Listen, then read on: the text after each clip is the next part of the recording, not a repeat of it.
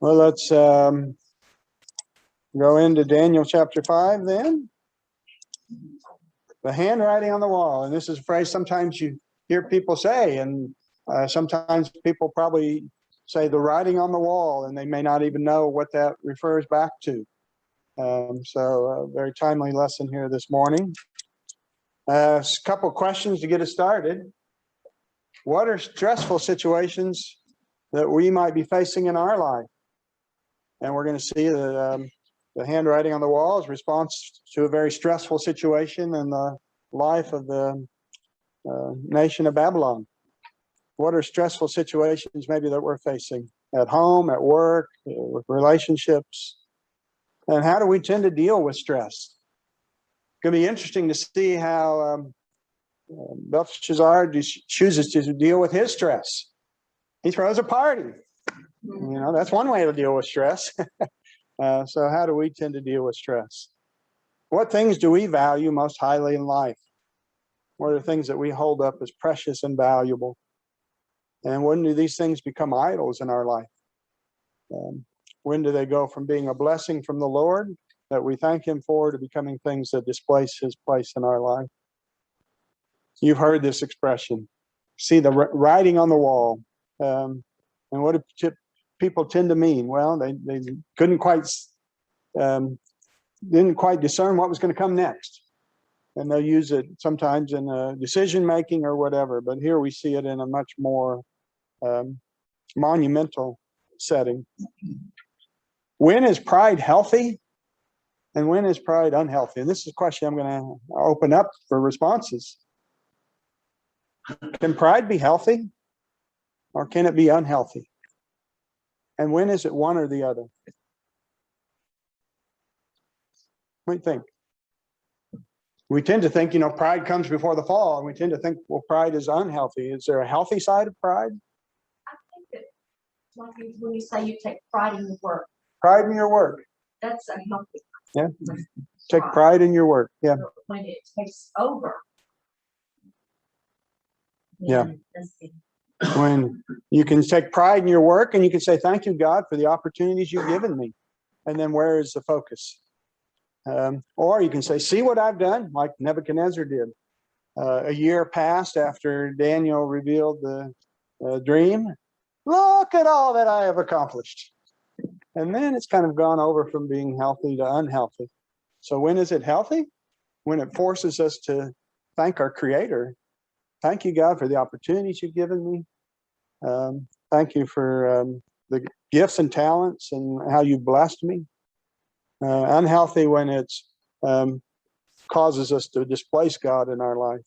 And we're going to see that in our lesson today. How do we become and how do we remain humble? Interestingly, part of a local Rotary group, and our Rotary speaker this past week was Hal Smith. You may have heard of Hal Smith. If you haven't heard of him, you may have heard of Charleston's or one of his dozen restaurants as part of his. And very interestingly, talked about his story and grew up in Ardmore, and parents couldn't afford to send him to college, and so he had to work 30 hours a week to put himself through college and blah, blah, blah, blah. And so just humble beginnings. But at the end of his talk, he said a couple of things I really resonated with. He said, for me, the number one most important thing in business is integrity. Integrity. I will not hire or I will not retain people that lack integrity. And then he went on to say, people ask me, what are my principles? He said, my first principle is faith. Faith is most important. And then he said family. And then he said friends. And then he said fitness. And that's mental and physical. So anyway, it was just I went up and spoke with him afterwards and shared how I told my prospective graduate students, good news and bad news. Good news, I don't expect my students to work any harder than I do. Bad news is I work kind of hard. But my priorities in my life are my faith comes first, my family comes second, my work comes third. And I shared that with Hal afterwards, and I said, I really respect your perspective. So anyway, at least in his presentation, came across as somebody who recognized where his blessings were coming from and good values. In all of this, we see God working in the lives of individuals in the lives of Nebuchadnezzar, the life of Belshazzar, and the life of Daniel, Shadrach, Meshach, and Abednego. He's working in the lives of these individuals while he's shaping the future of nations. And that's just a theme throughout this book and throughout the Bible, all to accomplish his will, his perfect will. And he's sovereign and he's loving, and to achieve his glory.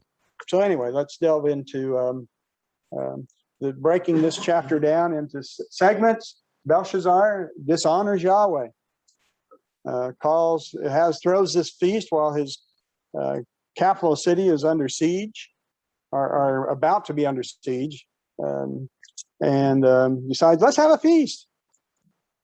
Don't worry, be happy. So what if we're going to be conquered and overthrown? Anyway, and he says, let's bring out those precious things that Nebuchadnezzar back from Jerusalem, and let's start drinking out of those sacred vessels. Show how great we are. And then the handwriting on the wall. The Queen's Council comes in and points Belshazzar, just like his grandfather, calls in his local council, and they can't answer the handwriting on the wall. And so finally the queen comes in and says, you need to call Daniel. And so Belshazzar summons Daniel. Daniel gives a little sermon to Belshazzar.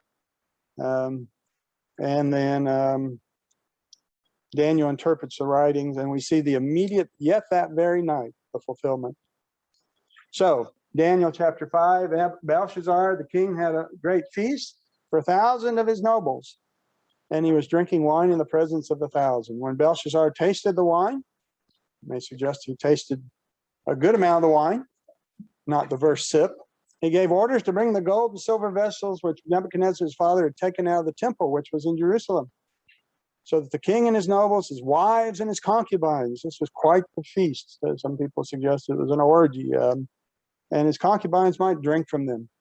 Then they brought the gold vessels that had been taken out of the temple, the house of God, which was in Jerusalem, and the king and his nobles, his wives and his concubines drank from them. They drank the wine and praised the gods, not the God of Daniel, but the gods of gold and silver, bronze, iron, wood, and stone. Now the indication, looking at this time frame, this is 66 years after chapter 1. 66 years have passed. 36 years since the end of chapter 4. So much has happened, much has transpired. Nebuchadnezzar is now deceased. Chronologically, this chapter, actually, the first 6 chapters are somewhat historical in nature, and the second set of 6, 7 to 12 are more prophecy-oriented. And so we find that this chapter actually chronologically occurs after subsequent chapters. But it follows in the lineage of the historical first 6 chapters. Belshazzar, some commentaries point out that there's not documented evidence that he was king of Babylon. That doesn't show up in other things. The indication is that his father, the king, was off in other places and left him in charge. So he's kind of the king designate. And it may be his father knew what was going to happen, so he decided to flee the scene and let his son deal with what was about to transpire. So we see when you see this gods of gold and silver, bronze and iron, does that ring a bell at all? Have we heard that before in the book of Daniel? You may remember the prophecy of the gold head, and that was going to be Nebuchadnezzar, silver, bronze, and iron. And so we see they're worshiping these things. Even after God, time after time after time, revealed himself to Nebuchadnezzar, and Nebuchadnezzar made these proclamations to all the people, where was the nation of Babylon? Worshiping still the God of gold and silver and bronze and steel. Now here's just a lineage from Constable. We had Nebuchadnezzar here, 605 to 562, and then at his demise, Merodach, and then Merodach's brother-in-law, killed him to take the throne. This is kind of like one of these litanies of, and then there was an uprising and an overthrow, and then this one lasted for 2 months. So you have a real saga here. Nebuchadnezzar was 53 years, and look at the lineage here: 2, 6, 2 months. So we see quick separation, and then finally Belshazzar was the king designate. His father was away from Babylon. Now, what's the backstory? What's happening? A feast. Why not? Yeah, let's have a feast. Have a party. The attack is imminent, and it's a fearsome force. So it's not like Belshazzar, oh, the festival just came, the crops just came in, and we've had a bountiful crop. Let's have a feast to celebrate in times of peace. No, this was, the attack was imminent. It was a fearsome force. And he says, oh, let's have a feast. Now, it may be that he had a false sense of confidence, because commentary suggests that Babylon had not been conquered in over a century. So he may have had a false sense of security, may have been part of the problem. It indicated that Babylon was a 4 square mile walled city that would be about the size of the OU campus, all the way from Boyd to Highway 9 and bordered on the sides, a walled city of that size. So Babylon the Great. In our sabbatical year in Germany, we got to see walled cities, but never one that approached this size. Herodotus said that it was a double wall. The walled city was a double walled system with a moat between the 2 walls. So there's an outer wall, a moat, an inner wall, and that the outer wall was 87 feet wide. A wall that's 87 feet wide. Now that's about the size of a 6-lane highway. That's how wide. And they said you could ride 4 chariots side by side on the top of this outer wall, and then the moat, and then the inner wall. False sense of security. We have to be careful sometimes that we don't put confidence in things other than God. What is Belshazzar's response? Let's party. We're about to be attacked. It's a great fearsome force. Let's have a party. Let's bring out the sacred vessels, which shows a lack of respect for the God of, for Yahweh, for the God that Nebuchadnezzar had given such tribute to. What does this tell us about Belshazzar? What do we take away from this story? I mean, was this the right time to throw a feast and have a party? No. Say again? No, it wasn't. Time to prepare. Now, one of the commentaries said Belshazzar is the definition of a fool. And you see fool in the dictionary. Belshazzar should be listed there. He was a fool at this time. And contrast this to Nebuchadnezzar. The end of chapter 4. Now Nebuchadnezzar, I mean, this is just a few verses before. I mean, it was a number of years. It was decades earlier. But it was just the previous chapter. I, Nebuchadnezzar, praise, exalt, and honor the King of heaven. For all his works are true and his ways just, and he is able to humble those who walk in pride. And we could go on and on. So Nebuchadnezzar had given great tribute to Yahweh, to the God of Daniel, the God above all gods. And yet Belshazzar, bring out the sacred vessels. Who is this God with nothing to be feared? He either had a false sense of security and the security of the walled city, or he was just a flat out. Either way, he was very foolish. So what is pride? We would say that Belshazzar potentially had a false sense of pride, that his walled city was going to be able to withstand any attack. What is pride? False pride. I mean, pride not that points to God, but pride that is unhealthy. What is it? What do you think? It could be ego. Ego. It's ego. And what does ego do? It points to self. Here and here. A focus on our own self-sufficiency. Focus on ourselves. See what we can do. We're in control. I was just thinking of the sermon this morning, if anyone heard it, was putting flesh first, putting yourself first. Yeah, self first. And not God. A false sense of reality, thinking that self is first, self is most important, self is sufficient, and a false sense of reality. What is humility? By way of contrast. Is humility weakness? If you're humble, does that mean that you're timid and weak? And what is humility? It's not all about me. Say again? It's not all about me. It's not all about me. God is God and I am not. So it's a realistic sense. It's a understanding of reality, our place in the world and in the universe. And is now who is does humility necessarily mean timidity and weakness? Now, who are some of the humble people in the Bible? Moses. You can go on down the list. Now, sometimes God had to teach humility. Who did God have to teach humility? Well, almost everybody.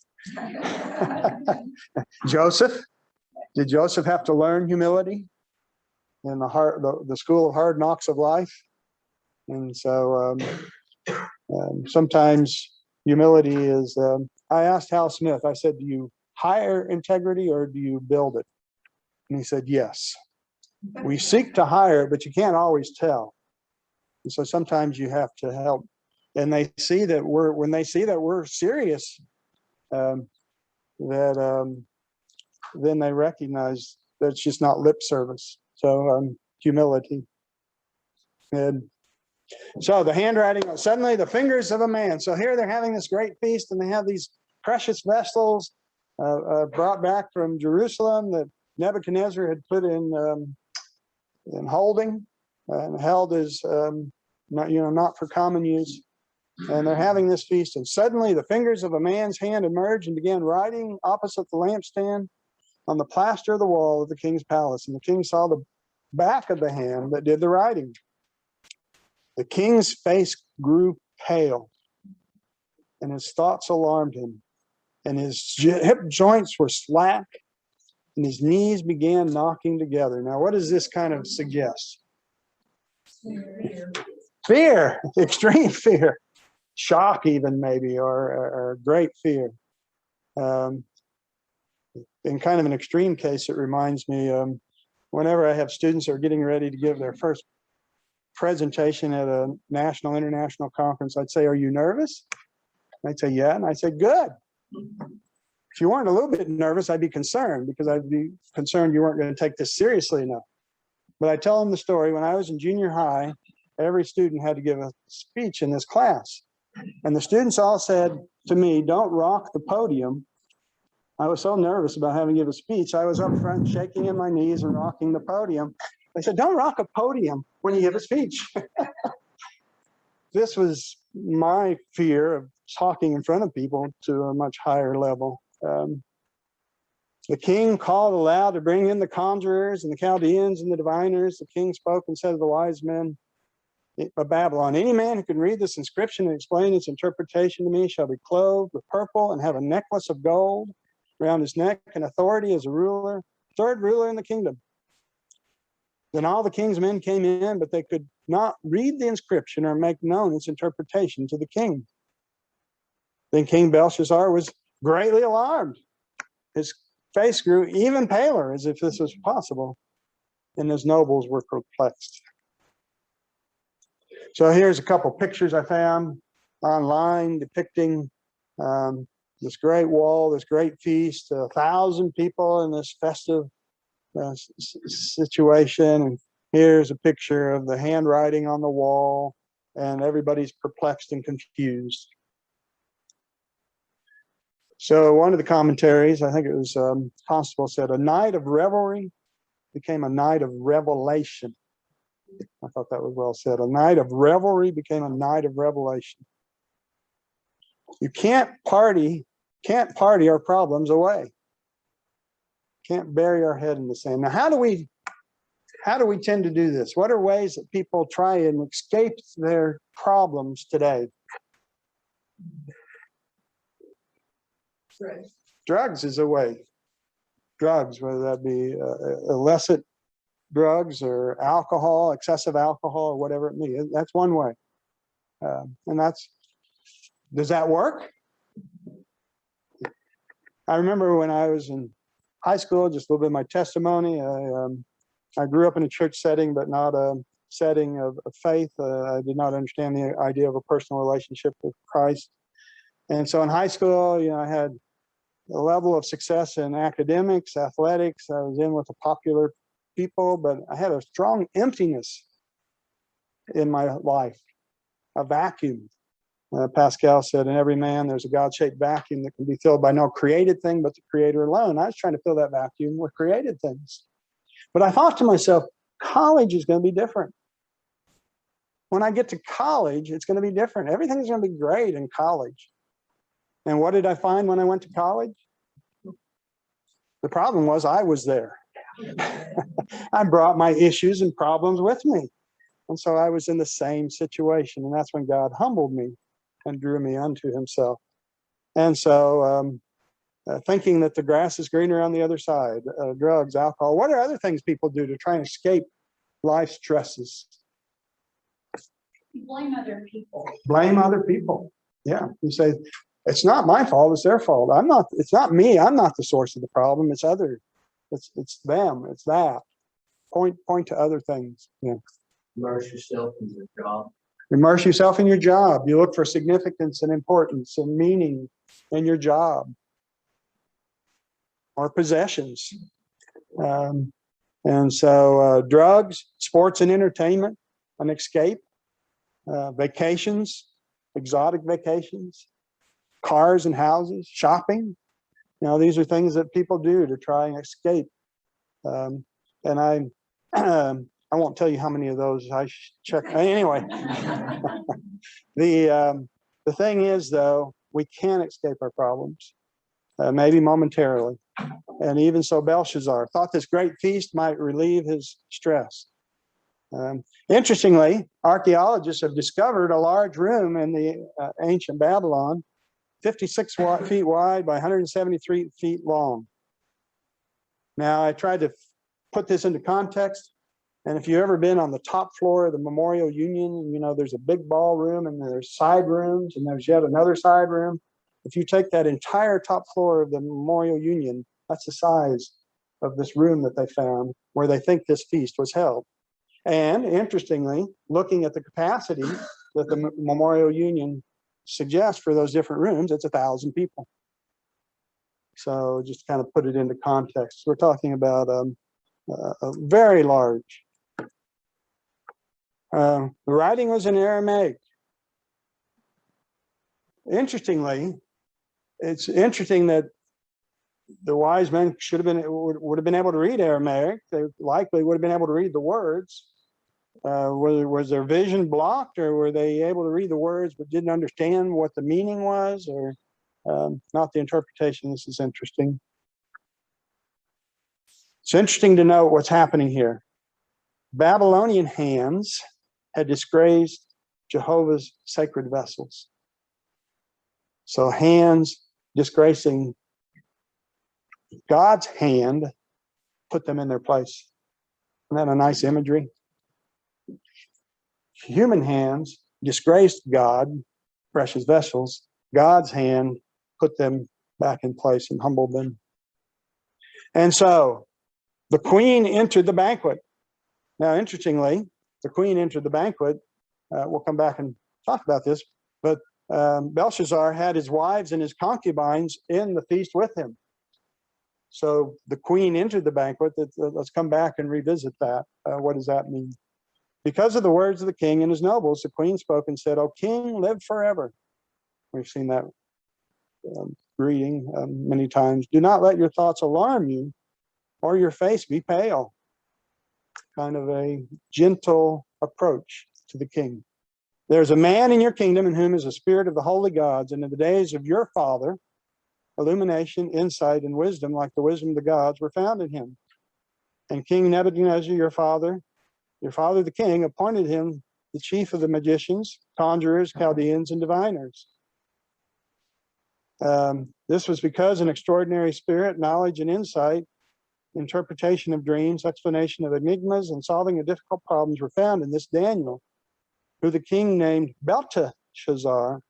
Let Daniel now be summoned, and he will declare the interpretation.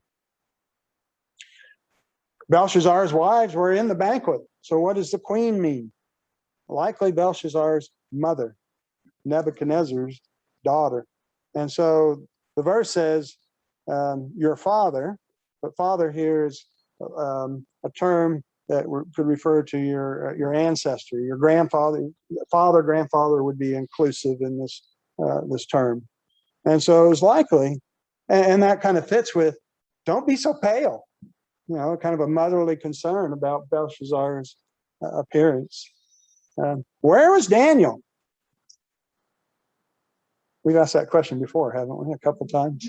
Where was Daniel? This kind of somehow made me think, where in the world is Waldo? You remember, where in the world is Daniel?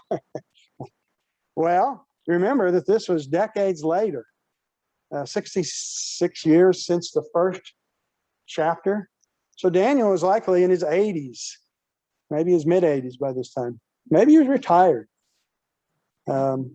Maybe his services had not been valued by all of Nebuchadnezzar's successors.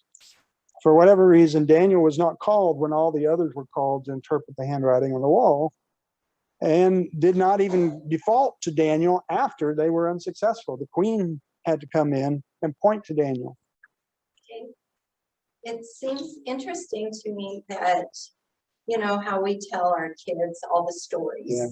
And then you hear the stories of stories that he wouldn't have heard about Daniel throughout the years. Yeah. Daniel, that he wouldn't have heard about Daniel, definitely, and that he wouldn't have heard about Nebuchadnezzar being humbled. Yeah. And somehow it's hard to imagine those stories had not come to him.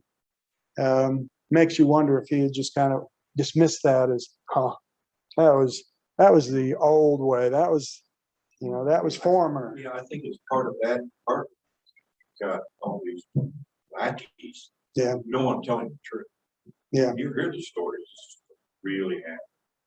They didn't want to go up against making you feel bad. Yeah. Always want to make the king feel We found that before too, haven't we? That maybe they were fearful of interpreting for don't kill the messenger, but sometimes the messenger gets killed. yeah. Whoops, how did that get repeated? Okay, we've already talked about that. So Belshazzar summons Daniel. Daniel was brought in before the king. The king spoke and said to Daniel, "Are you the Daniel who is one of the exiles from Judah, whom my father, the king, or my grandfather, the king, brought from Judah? Now I've heard about you, that the spirit of the gods is in you, and that illumination, insight, and extraordinary wisdom have been found in you.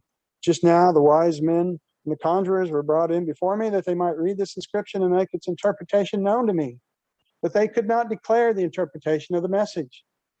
But I personally have heard about you, that you are able to give interpretations." I personally, you know, my mother had to tell me, you know, I personally have heard about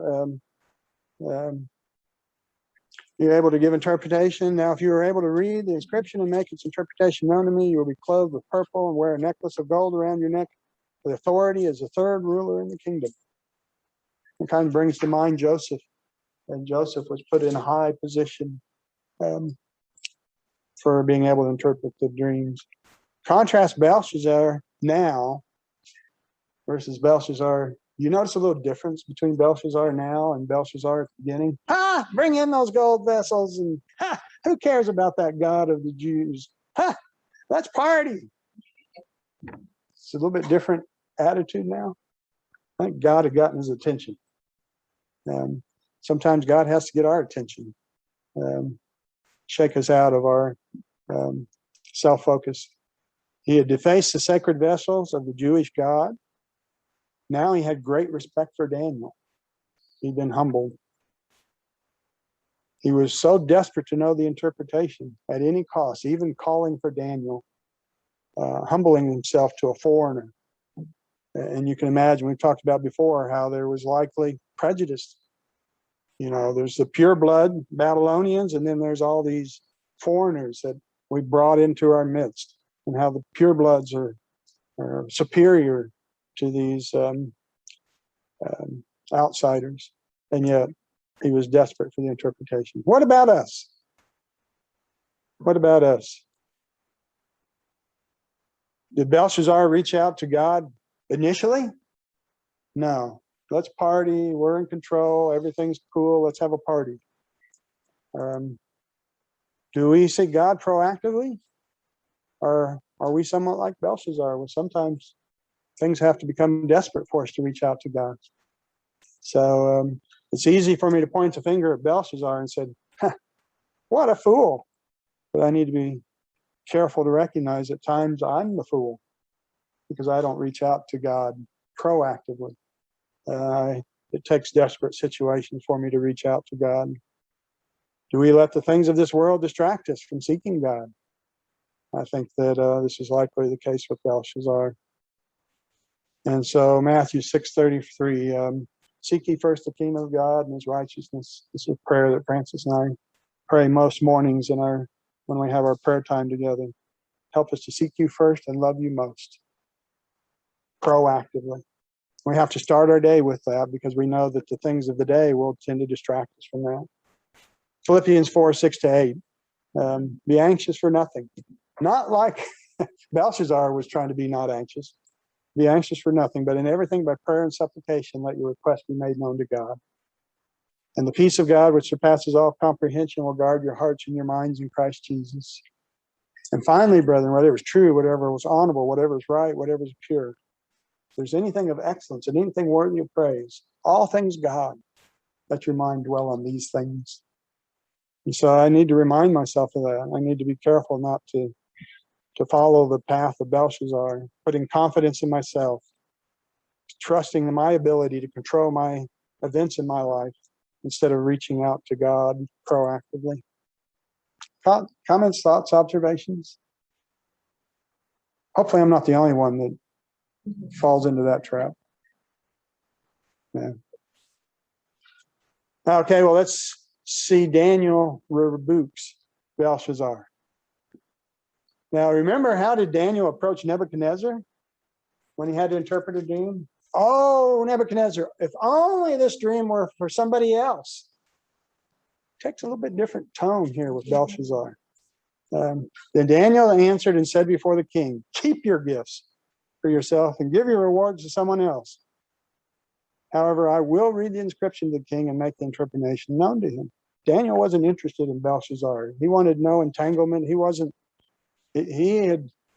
seeking God first. He was valuing the things of eternity, the things the king had to offer, even being third in command, were not attractive to Daniel.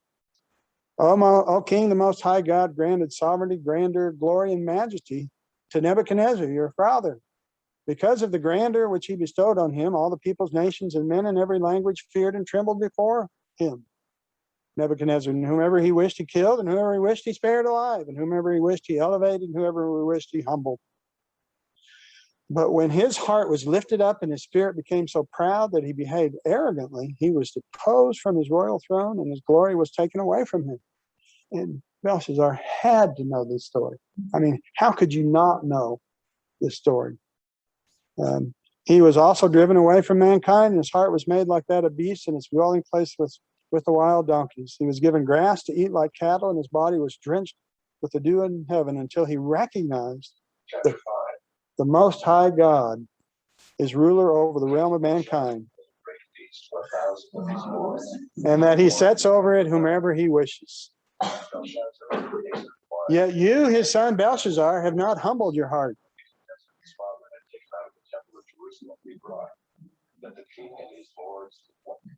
Even though you knew all this. You, his son Belshazzar, have not humbled your heart, even though you knew all this. But you have exalted yourself against the Lord of heaven, and they have brought the vessels of his house before you, and you and your nobles, your wives, and your concubines have been drinking wine from them, and you have praised the gods of silver and gold and bronze and iron, wood and stone, which do not see, hear, or understand. But the God in whose hand are your life, breath, and all your ways, you have not glorified. Then the hand was sent from him, and this inscription was written out. Notice a little difference in the way he approached Belshazzar versus how he approached Nebuchadnezzar. What do you interpret in that? So there's quite a bit of lack of respect. Yeah. He recognized that Nebuchadnezzar was a great king and a great ruler. He probably recognized Belshazzar was a fool. Walford kind of hypothesizes that Belshazzar was behind the palace coup Yeah. that overthrew the previous king and then appointed his elderly father, Nabonidus, as the kind of puppet king. Oh, interesting. That So makes all the sense. While his dad Yeah. might be away someplace else, and he's Nabonidus never really took seriously the king.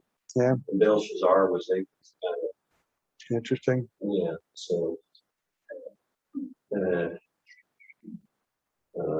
so you can kind of see in Daniel's lack of respect. Yeah. Belshazzar, he was just in it for him to take care of himself. Yeah. So he just wanted the power and the riches. And the previous king, Belshazzar, had confiscated all of his estates and his wealth after having been assassinated. Mhm. And then had his elderly father appointed. Yeah. That's good backstory to. Yeah. And Daniel obviously knew all this. Daniel probably had observed all of it, but Yeah. had no respect for this guy whatsoever. Had great respect for Nebuchadnezzar and recognized the fool. And so he treated, and was Daniel being unkind? Well, what's the right word? Was Daniel being unduly harsh with Belshazzar? He may have recognized this is what Belshazzar needed if there was any hope to get through to him. It may have been the most loving thing that Daniel could have done to Belshazzar, was to treat him this harshly, to try and break through. The fool, though, it's hard to break through that all too often. So what do you think was the purpose of Daniel's sermon? We've been talking about that. Was he educating Belshazzar? No, I think Belshazzar knew everything that Daniel said. I think he was trying to break through that crust of pride and get, just like God, time after time after time after time, tried to get through to Nebuchadnezzar and chipped away at it.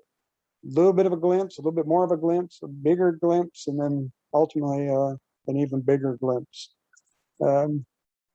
Educate, challenge, or an opportunity.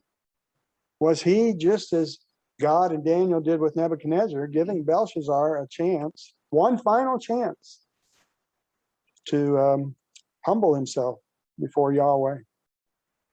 What about us? How do we resist God's trying to work in our lives?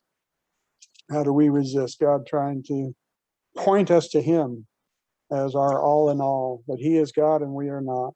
Francis and I say that often. God is God and we are not, even though at times we want to think that we are God. Could be that he read the inscription at this point, and hadn't yet most have said that he knew what it said. So he was laying the groundwork to put the inscription in context. Yeah, that's a good point. He was laying the groundwork so that when he made the interpretation, it would fit into that's a great point. The revelation of the meaning of the handwriting would make more sense. And it wasn't just Belshazzar that was hearing this, right? There were 1,000 people that were hearing this sermon. And so Paul say, I will be all things to all people, that some might come to faith. And so, great points. How quickly we forget. You know, God had revealed himself in amazing ways, and how quickly we forget. And how often it's not necessarily transferred from one generation to the next. Each generation has to learn often for themselves the truths. God's revelation to Babylonian leaders. Nebuchadnezzar, remember what were the revelations? Multiple dreams, the fiery furnace, a voice. Those are pretty profound revelations. Belshazzar, the handwriting on the wall. I mean, and you could tell by Belshazzar's response that he recognized the significance of this handwriting on the wall. He became pale, and when his best conjurers couldn't reveal the interpretation, he became even paler, and the queen, his mother, likely, don't be so pale, concerned for her son. Babylon the Great, one of the greatest nations that's existed in the history of the world. Belshazzar the fool. Pride comes before the fall. And, I think that we need to recognize this. It's what it takes to build Nebuchadnezzar, what it took him to build Babylon the Great. Only 2 generations. It was gone. How fleeting the success of this world is, and where our focus and priorities need to be. And so Daniel interprets the writings and the fulfillment. Now this inscription was written out. Mene, mene, tekel, upasim. This is interpretation of the message. Mene, God has numbered your kingdom and put an end to it. Tekel, you have been weighed on the scales and found deficient. But as your kingdom has been divided and given over to the Medes and the Persians. And so that was the interpretation. I'm sure that Belshazzar says, great, so glad to hear that. And I have all my high people here to hear this great news. And Belshazzar, his response is interesting. He may have been such a daze, may have been a response out of a severe stress. And Belshazzar gave orders, and they clothed Daniel with purple and put a necklace of gold around his neck and issued a proclamation concerning him that he now had authority as the 3rd ruler in the kingdom. That was kind of short-lived, wasn't it? That very night, the kingdom. And Daniel had already said he didn't want it. That same night, Belshazzar the Chaldean was slain, so Darius the Mede received the kingdom about the age of 62. So the 4 words, and interesting, the first 2 words were repeated. Numbered, your allotted years have expired. Repetition, mene, mene. The commentary pointed out that in Pharaoh's dream, it was repeated twice to Pharaoh, and that the significance of that was pointing to the certainty of this happening. That repetition, kind of like a double exclamation mark. You've been weighed and found deficient. And the half shekels, the person divided, the divided kingdom. Now, interestingly, it is interesting to know if the wise men were somehow blinded to the words, or if they saw the words and they just didn't know what they meant. If they should have been common words. It should have been recognized. But recall the dream in Daniel 2. Gold, silver, bronze, iron, and clay. And so what do we see? The prediction that the nation would fall. Babylon the Great would fall. And so the 4 kingdoms, the gold, the silver, the bronze. Babylon, Nebuchadnezzar was the head of gold. The Medo-Persia, the Greece, and the Rome plus kingdoms.